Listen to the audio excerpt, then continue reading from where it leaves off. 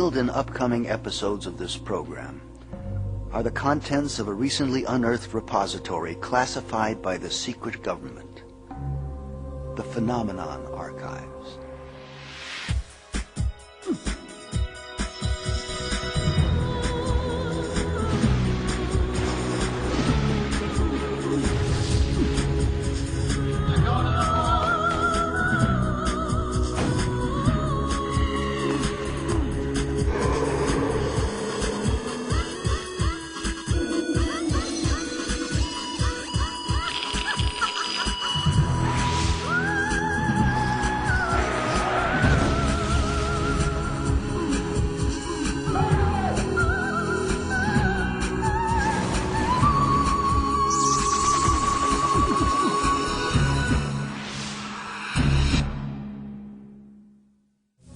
Energy.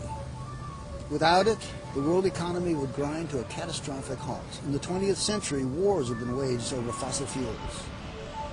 What if we were to learn that there exists a new form of clean energy in virtually unlimited supply? A renewable resource, legitimized in hundreds of laboratory tests and peer-reviewed scientific journals, but which is ignored by governments and censored by many prestigious publications.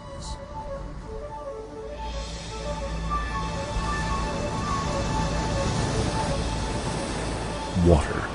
Its urgent rush to shore has chiseled craggy cliffs from solid stone.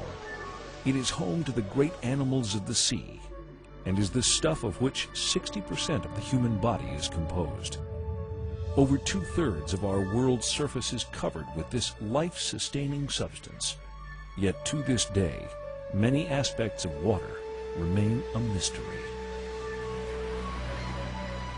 Over a century ago, visionary novelist Jules Verne wrote, "I believe that water will one day be employed as a fuel, that hydrogen and oxygen which constitute it, used singly or together, will furnish an inexhaustible source of heat and light."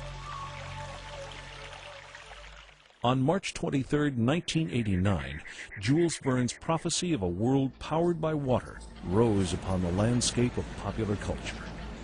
Two distinguished chemists, Dr. Martin Fleischmann and Dr. Stanley Pons, announced to the amazement of the world that they had detected a nuclear-like reaction that could turn water into a powerful new fuel. Their discovery became known as cold fusion because, they said, it delivered fusion energy like that produced in the sun without emitting deadly radiation. We didn't call it cold fusion at all. That was a term which was wished on us, but we never called it that.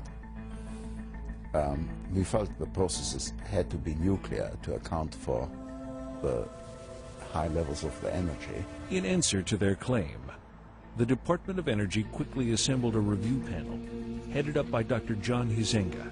We wrote a very negative report and concluded that the results that were being presented to us were contrary to everything we had found out about nuclear physics over the last 50 years. The sword of this panel's condemnation struck with speed and brutality, ignoring the facts in a blind rush to judgment. Hot fusion physics people have been very vigorous in their denunciation of this being called fusion. Right away, reports came in of excess heat, much too large to be from any chemical reaction. Laboratories from Texas to India confirmed the presence of tritium, a vital determining feature of a nuclear reaction. Within 2 or 3 weeks, we got the first results, and several groups started saying, yes, we are seeing excess heat, and but the most important and unbelievable phenomenon at that time was the observation of tritium. A mudslinging frenzy followed. The old guard of the scientific establishment, with their powerful influence in media and government, did everything possible to denounce Pons, Fleischmann, and their unprecedented work. In conclusion, we have no evidence in our laboratory with any of our samples for fusion. I'm very sorry that Professor Lewis has no information on the tritium levels. That is available, and is available in the correction list to the paper. We know the foreground. We don't know the background. I would like to specifically... The background, I beg your pardon, the background is available in the corrections to the paper. That might be. I would like to specifically hear whether or not helium... Could we go on? Could we go on to the question? Peer-reviewed publications like Nature divisively shamed the discoverers with allegations of incompetence, touching off one of the greatest tragedies in the history of science. I think that, broadly speaking, it's dead, and it'll remain dead for a long, long time.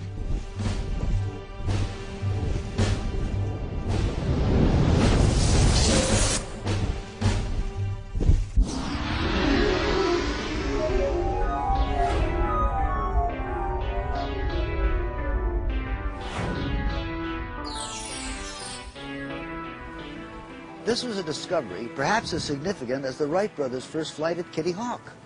But instead of embracing it, the governors of official science declared war on cold fusion.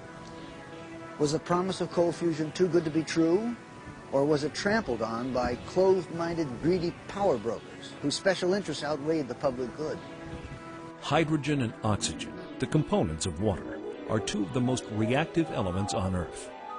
Electrolysis, the process of extracting them from water as gas, has been known to science for nearly 200 years. This knowledge has enabled us to develop fuels, some of which are used to propel manned rockets into space. Though powerful, these chemical fuels don't hold a candle to the energy release of a nuclear reaction. The fire of this miracle was at the heart of what Pons and Fleischmann offered to the world with their groundbreaking cold fusion process. When positively charged deuterons are attracted to the palladium cathode, they cram together, and there are millions and millions of them inside the cathode, getting closer and closer, and then they fuse, and they create energy in the form of helium. There's more energy in 1 cubic mile of seawater than in all the known oil reserves on Earth.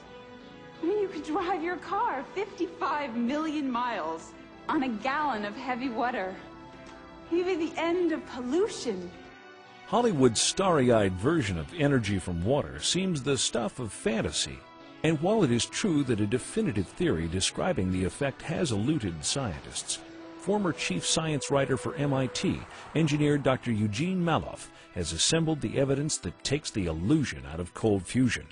When I finished my book Fire from Ice in 1991, I concluded that the evidence for cold fusion was overwhelmingly compelling.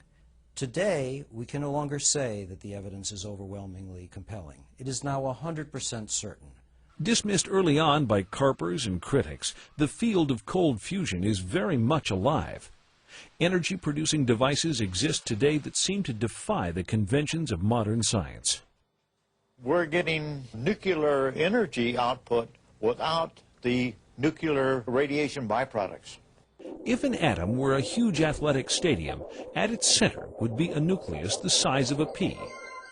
In turn, an atom in the eye of this mouse would compare in size to the mouse, in the same way the mouse compares in size to the entire Earth.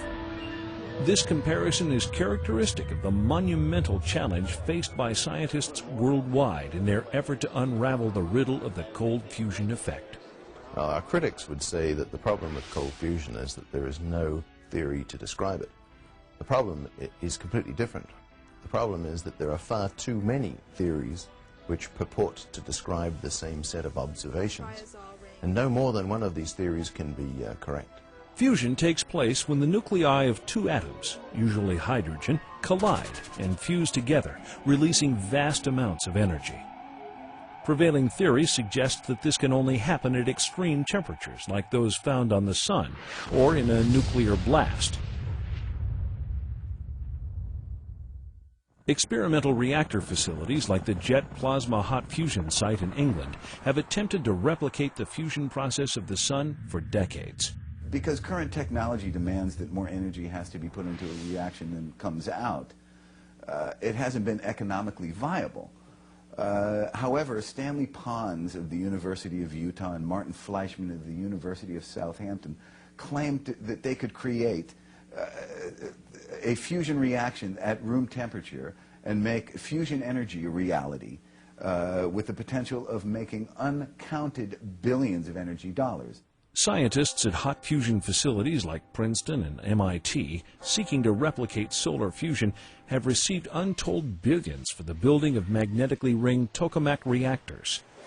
Although a great deal has been learned through experimentation in this field, the process itself has never produced a single watt of excess power. At the time of the Pons and Fleischmann announcement, hot fusion research was in full swing. Several powerful university budgets were reliant upon research dollars siphoned off government coffers into the development of this technology. Partly it was a very unfortunate time to make such an announcement for various political reasons, really.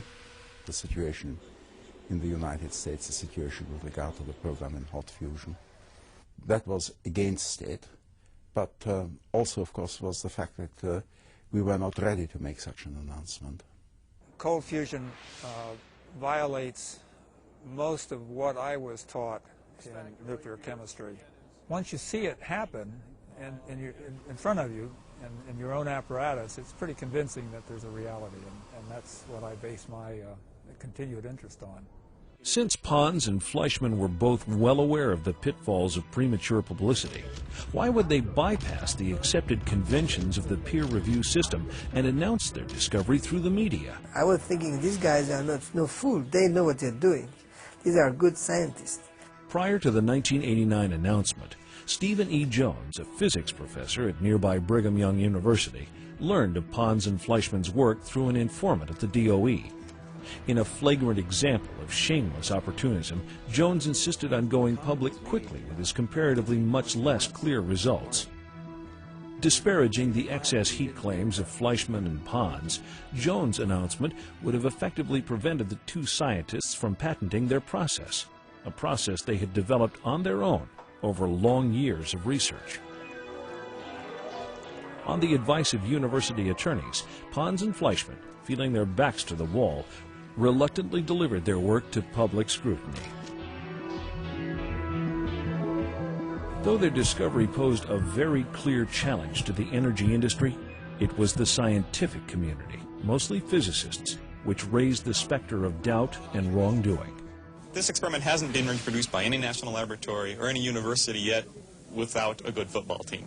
Cold fusion researcher Dr. Robert Bush. Our reaction was not unlike that of other physicists who thought, on the one hand, gee, that'd be marvelous if they're doing it, and then on the other hand, my God, chemists doing it for probably pennies compared to what physicists have taken from the public coffer over the last 40 years, in the order of $40 billion to do hot fusion. It was war from the outset. On April 14, 1989, Dr. Glenn Seaborg, a Nobel laureate with a distinguished record in conventional nuclear science, told then-President Bush, it is not due to nuclear fusion. Secretary of Energy Admiral James Watkins nevertheless enlisted many federally funded laboratories to investigate the cold fusion claim. And Admiral Watkins, who was at that time head of the Department of Energy, he had an edict. He said, this must be verified in 2 weeks. I'm going to put the whole of the DOE labs on it. So I had put the whole of my team on it. And of course it turned out that you couldn't get any results under 4 weeks, so he demanded the impossible, you see. Massachusetts Institute of Technology was one of the testing facilities selected by the Department of Energy. MIT's hot fusion director, Professor Ronald R. Parker, fired the next salvo. On the front page of the Boston Herald, Parker accused Fleischmann and Pons of possible fraud and of engaging in scientific schlock. It was a well-timed directive to the American Physical Society to go on the attack against cold fusion. Princeton's Professor William Happer, a hot fusion veteran and advisor to Secretary Watkins, was quoted as saying, just by looking at Fleischmann and Pons on television, you could tell they were incompetent boobs. Credibility for a scientist is the coin of the realm, and if you lose that coin, then you can't get grant funding. Your work becomes regarded as inferior, and you slip down notches in the eyes of your peers, and this is a real disaster. For 5 years prior to their announcement, Fleischmann and Pons had used their own money to conduct experiments, passing a current through an electrochemical cell containing deuterium oxide, heavy water.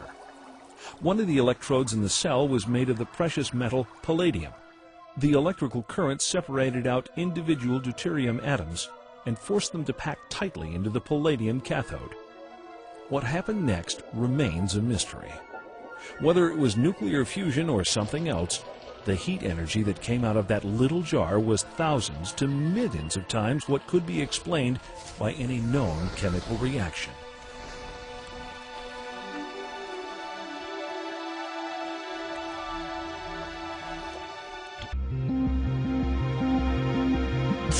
To most classically trained physicists, the idea that low-level nuclear reactions could produce significant heat energy was unthinkable. The nuclei of atoms are all positively charged. They repel each other. They don't want to come together or fuse except at millions of degrees. And when they do, deadly radiation can be the result. The U.S. Department of Energy, or DOE, convened a review panel in April of 1989.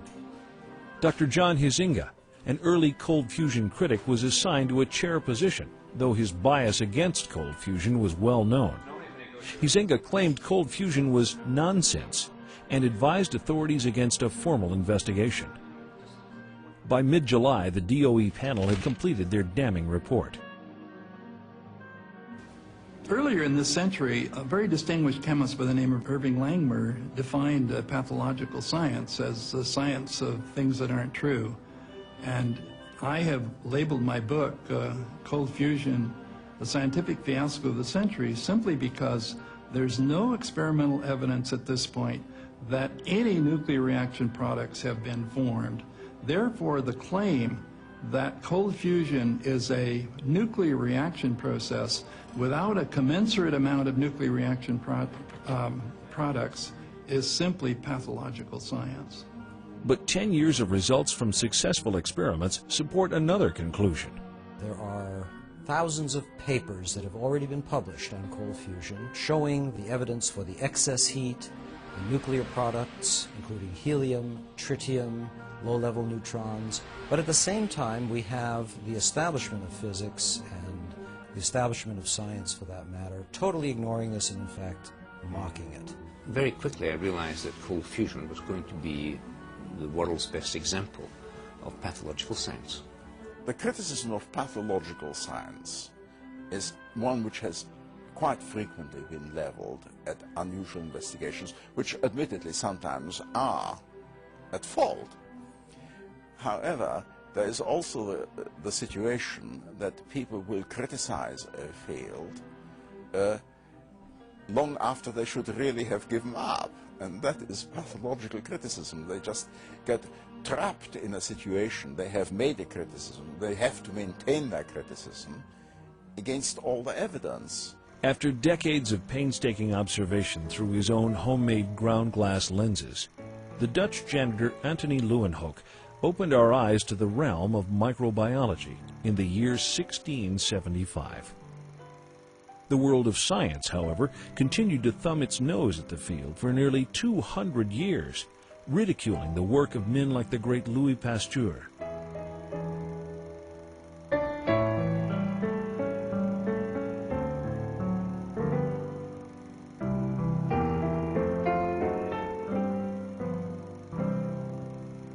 Inventor Thomas Edison's vision of a world powered by direct current had its roots in his own pocketbook. His public criticisms of the work of rival Nikola Tesla almost cost civilization the miracle of AC current. When the Wright brothers first flew in 1903, no papers covered it at all, because everybody was convinced, certainly the American press, that heavier-than-air flight was totally impossible. All the top scientists said this is nonsense. And editors wouldn't even bother to send journalists or photographers to interview the Wrights, or even to take pictures of them flying in full public view. And it wasn't for about 5 years that eventually they realized, my goodness, this is real. Heavier-than-air flight is possible. And I think a similar thing is going to happen with so-called cold fusion. The scientific groundwork for cold fusion has been accomplished with great difficulty by underfunded scientists toiling over experiments in laboratories and basements around the world. Whether their efforts remain eclipsed by hot fusion and other cash cow programs or win the support of science and the public will be revealed over time. Despite the nasty accusations made against cold fusion, accomplished scientists like Dr. Bob Bush and Dr. Edmund Storms of the Los Alamos Laboratory continued their leading-edge work, often producing extraordinary results. We were seeing this marvelous effect of excess power and integrate over time excess heat in our own laboratory. So it wasn't as if we had to take somebody else's word for it. We had proved it. The conclusion was that the amount of palladium that you could fit on your thumb would be enough to produce a reactor that would supply the city of Los Angeles with all their power need. Supporting evidence mounted throughout the 90s, yet revered experts like Huizinga, Happer, and Morrison clung to their original conclusions, flying the one prevailing negative DOE report as their standard. There is something new coming up. You know, professors who teach physics hate to change their courses. And generally, they don't appreciate monsters which crop up and which cannot be explained within the frame of the present knowledge. Sociologists of science have said that if you get 4 big names in a field of science to stand up and say that something isn't so, that unfortunately all of the other people tend to fall into line kind of herd-like. When science becomes a part of the belief structure of a society, you have the danger that people aren't going to go beyond the boundaries of that science. And every year we are discovering things that we didn't know last year. So science must always keep pace with discovery. And discovery is a real-time process. It is not about dogma. Professor George Miley, director of the Fusion Studies Laboratory at the University of Illinois, was one of the few editors of a peer-reviewed journal to accept papers on cold fusion. Let's take tritium as an example, which is work that Tom Claytor has done at Los Alamos. I asked him, have you convinced your management at Los Alamos that tritium is real? And he said, no, I haven't. The problem is that I only get a positive results 3 times out of 10. Now think about that. If it happens once, the inquisitive scientists should say, well, how did it happen? Let's find out how we can ultimately make it happen consistently. At SRI International, Dr. Michael McCuber was one of the first scientists to replicate the cold fusion effect. There's clearly evidence of anomalous excess heat which occur in these experiments. There are also, in similar experiments, evidence of an anomalous nuclear process. It's my suspicion, my bias, if you like, that the 2 anomalies are in fact connected. In the free-for-all that followed the cold fusion announcement, hot fusion proponents drew the specious conclusion that cold fusion must work like hot fusion. If Pons and Fleischmann are alive, they contended, then their results must be faulty, since the neutron radiation from the fusion reaction would surely have killed them. They refused to consider that another form of the same process might be at work.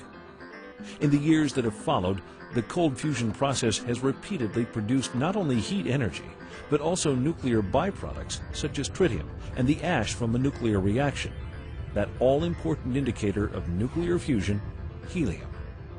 It's clearly not possible to produce helium from a chemical process. The only possibility that remained is that the helium is produced by a nuclear process.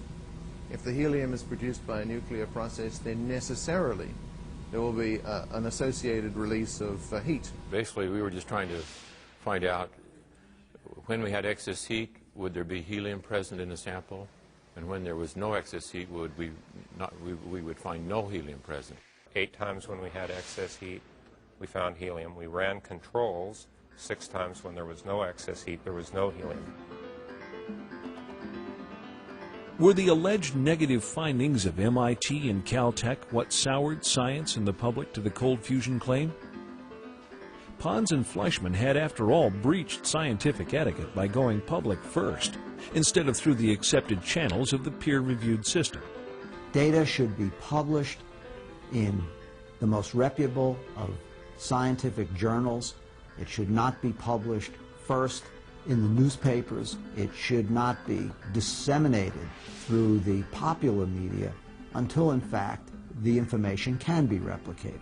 Officials at the University of Utah were chastised for their haste in publicizing the discovery through the media. There's a hypothesis, an idea.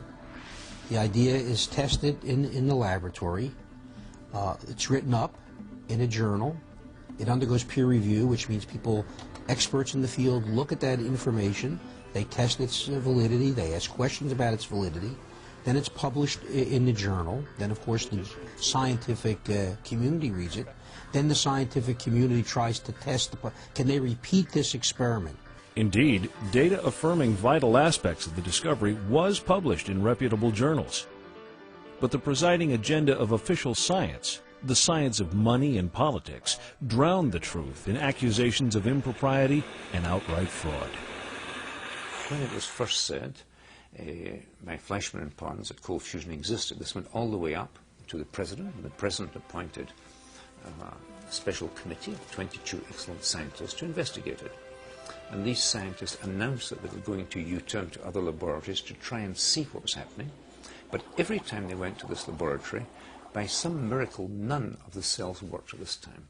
When the ERAB panel came through with Huizenga as the chairman on July the 6th, 1989, to visit, they were looking very lightly at the heat measurements and very strongly at the absence of neutrons and tritium. Once they saw no neutrons and tritium, they could use that to denounce the field and protect their budgets. And fascinatingly, many of the people on that panel, a couple of them I should say, came to me looking for research funds in this field, even though publicly they were speaking before Congress against having Congress put any money in it. Early on, they were able to show that Pons and Fleischmann essentially made some serious mistakes in their interpretation of the nuclear physics. Eventually, I think because of this bad nuclear physics, the physicists threw out the good baby, which was the excess heat effect, along with the bad nuclear interpretation bathwater. Also working in the field of cold fusion were esteemed scientists with personal knowledge of and confidence in the work of Pons and Fleischmann. Scientists whose careers were likewise untarnished. Texas A&M professor John Bachrus, regarded as a world-class electrochemist, led a research group at Texas A&M that produced essential evidence of the fusion phenomenon. The first thing was this thing called tritium, which is a sub-form of hydrogen which should not exist except in extremely tiny quantities. And we found that by working these cells of Fleischmann and Pons that we could produce this tritium in great abundance. It was the first clear proof of the phenomenon. Fortuitous or not, in the first experiment that we ran some 3 or 4 months after the initial announcement, we saw some evidence of excess heat. And what we see in our laboratory is no evidence for any unusual nuclear or chemical reactions. Having seen the effect with my own eyes, the claims from a few that this is impossible, inconsistent with all known laws of nuclear physics, these suggestions are in fact irrelevant. At Texas A&M, the Bachrus group came under attack. Science journalist Gary Taubes wrote an inflammatory article in Science magazine alleging that someone in the group had spiked the experiment with tritium. Although proven false, the accusation was enough to smear the work of the group and place Dr. Bachrus in the line of fire. Well, I was 69 years old at that time, and I took the attitude, suppose they fire me, right? It doesn't really matter. I'd had my career. The worst they could do would be to say, go. But finally the university revolted against this. They set up an inquiry. Normally we'd say someone's innocent until proven guilty, and you'd be given the opportunity to have a trial rather than having an article written about what you've done wrong and identifies being guilty in the press rather than due process. Finally they came out okay. I mean, they gave me another letter. I'd had the letter of complete exoneration, but I think the main part was that I had done work which was against the paradigm. You know, people said that they'd been to other universities and people had laughed at it and said, what the heck are you doing, trying to disprove the laws of nuclear physics? And of course, that's exactly what we were doing, and succeeding, you see.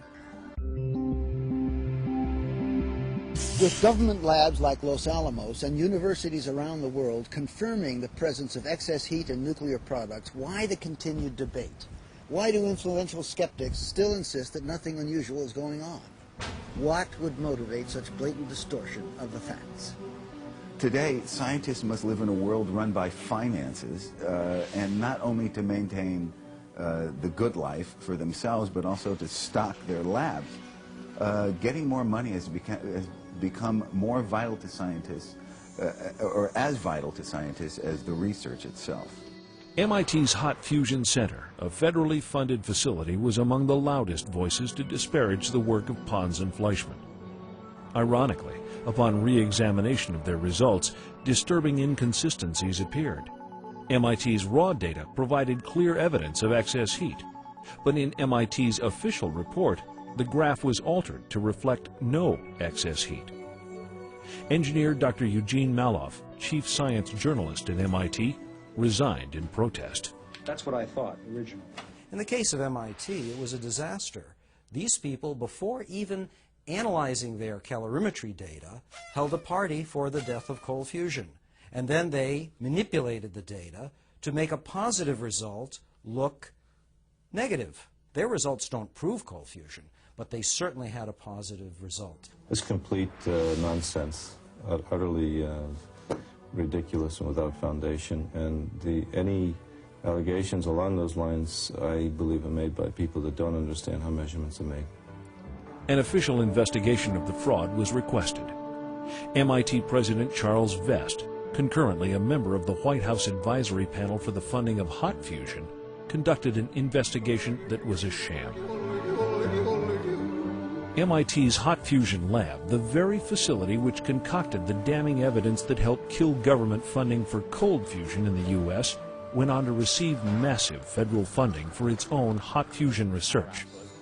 To this day, MIT's false no is cited as evidence against federal funding and the issuance of U.S. patents in the field. But MIT did not act alone. I had a man, he was an employee of one of the national labs, and he said that on the plane over to Santa Fe, he had shown his boss some positive results, verifying the phenomenon.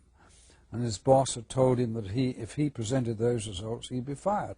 The boss I was working with at one point said, you should do that kind of experiment, that kind of experiments. And I said, well, look, I said, I'm more interested by doing something in cold fusion. I said, cold fusion, I mean, don't do that, he said. I said, why should I not do that? He said, because it doesn't work. I said, yes, it works. I've done experiments. I know people who have done experiments. I know Pons and Fleischmann. And look, he said, if you decide to do it, you cannot work with me anymore because I don't want my name to be attached to your name.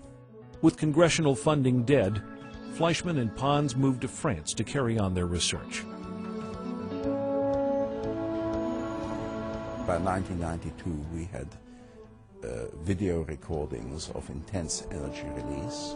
By the summer of 1994, we had demonstrated sustained energy release. If you say you wish to make this into a device by about the year 2000, if the resources had been available, we would have got to that particular point, probably before the year 2000. But this did not happen. Cold fusion pioneers carried on despite continued attacks on their reputations and careers.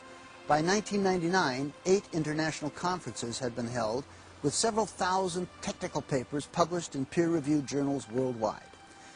In the U.S., the Electric Power Research Institute, or EPRI, a private consortium including dozens of utility companies, spent over $10 million to investigate cold fusion claims.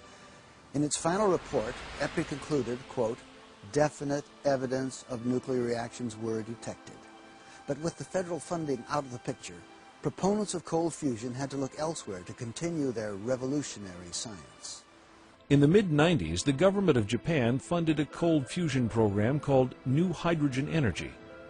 Though short-lived, it inspired many Japanese scientists to break new ground in this area.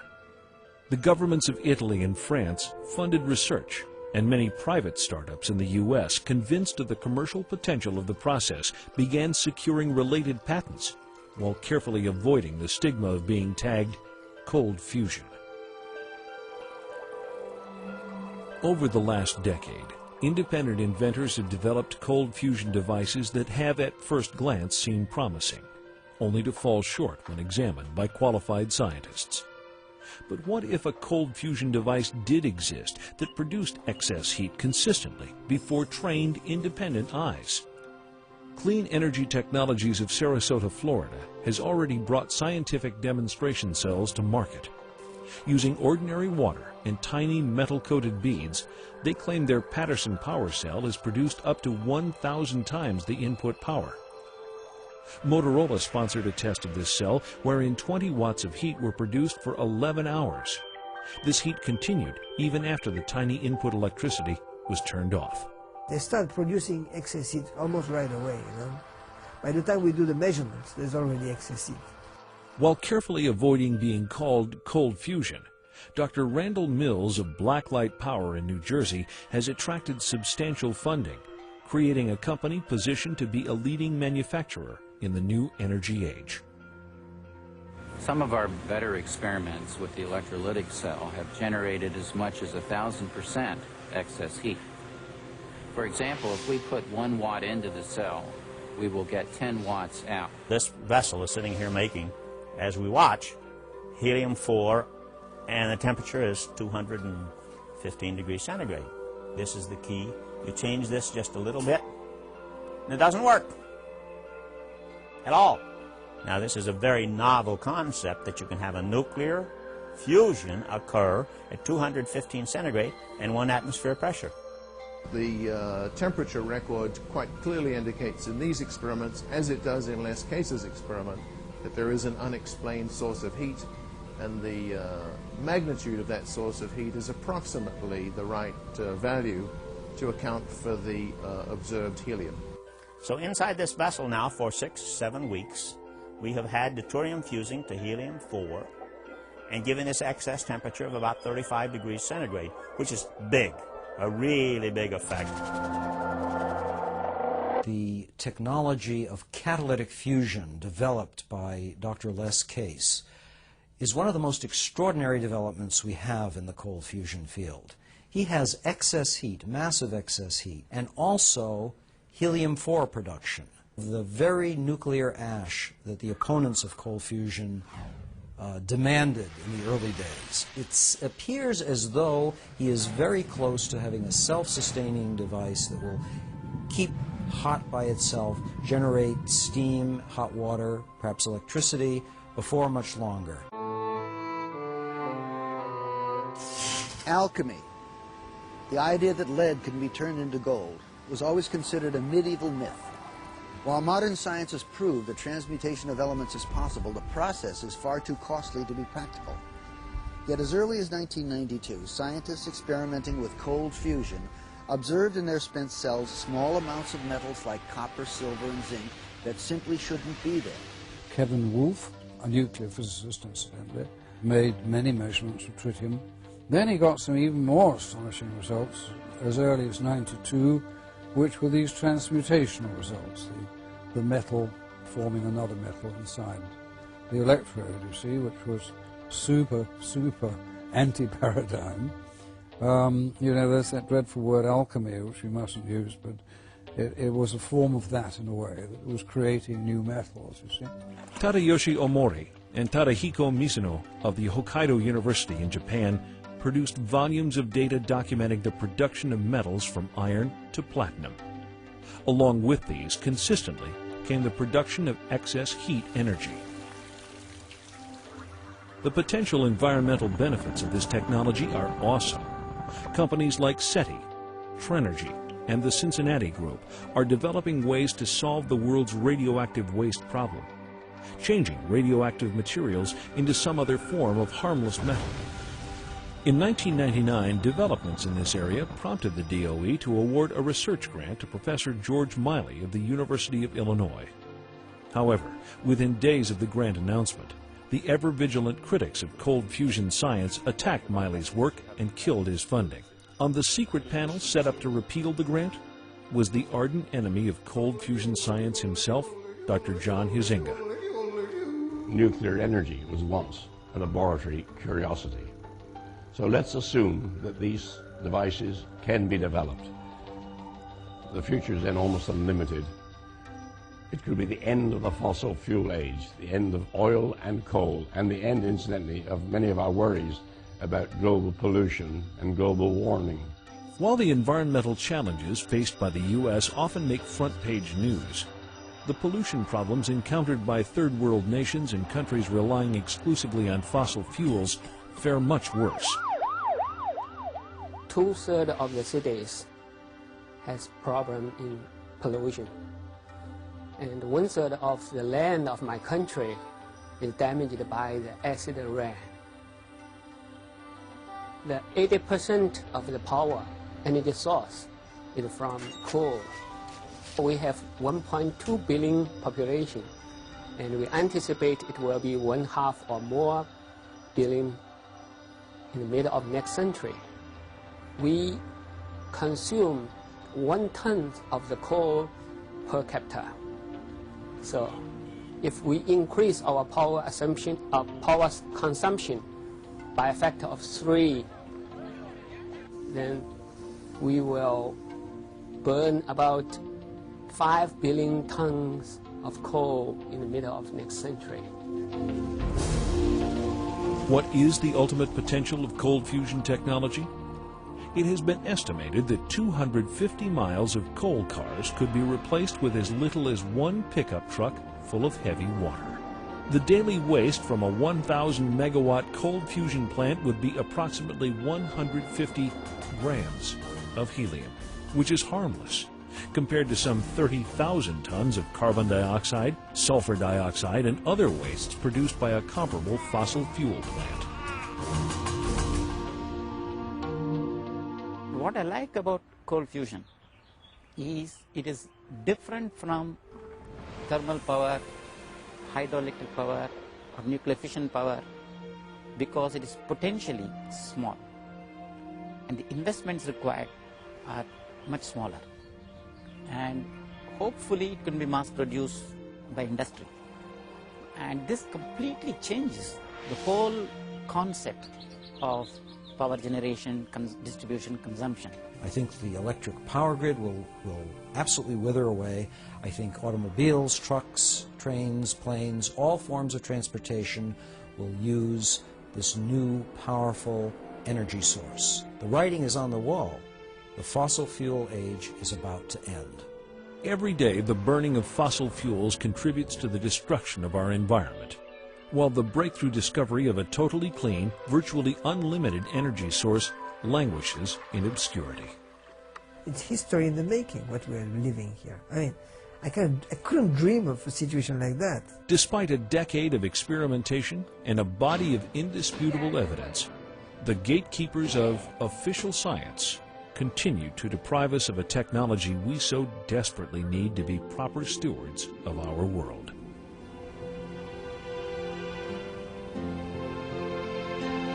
Without some morals or something to believe in on this planet, be it God or science or whatever you truly believe in, and what do you have? What do you have? What do you have? What reason do you have to survive? What reason do you have to go on? We did nothing wrong. We made no mistakes in our observations. We made no mistakes. In a world where corruption, greed, and political maneuvering often win out over the virtues of the human spirit, we believed, perhaps naively, that an exception might exist in the experimental sciences. The history of science is littered with individual incidents of fraud, patent stealing, and flagrant misrepresentation, but here we found a contemporary conspiracy that overshadows most of what we've discovered in the phenomenon archives.